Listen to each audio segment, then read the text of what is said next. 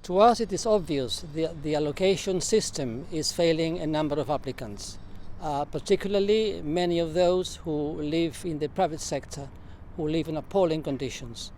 And the minister knows about that because he came with us, him and Minister John Cortes came with us to see how some of these people live, and they were quite shocked. So for us it is quite surprising that having given all these allocations, some of these tenants have been bypassed. So we did write to him, we gave him a few names and addresses, only a snapshot of what we have, and the reasons given to us were not convincing at all. Okay. Can you go into those reasons at all? No, I think it would be best for you to ask him and let him say what he has to say about this. Okay, we'll put questions to the Minister for Housing.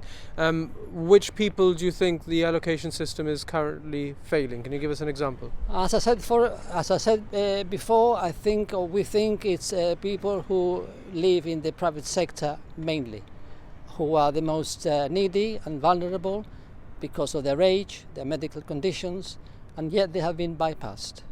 I could give you a few examples. I mean, this is only again a snapshot.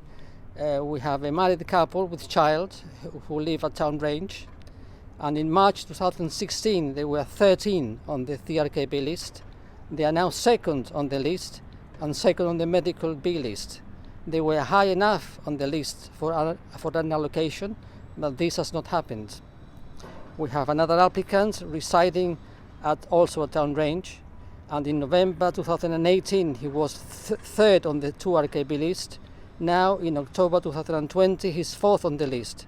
So in 24 months, not only he has not been given an allocation, although he has throughout all this time remained almost at the top, but he's gone down 1 point. So we are talking about not only being bypassed, but also the time it takes for applicants to go up the list.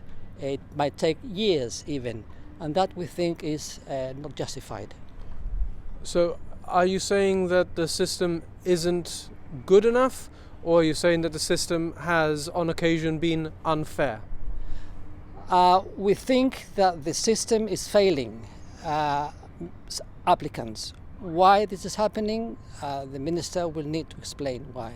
And also, of course, we have the problem of not having enough housing stock to allocate these people who are unable to rent in the private sector or to buy any of these so-called affordable flats.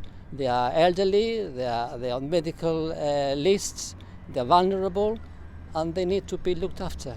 And the way we see things, these people some of them will die, and others will have to wait for more months or even years to come before they are given a decent home.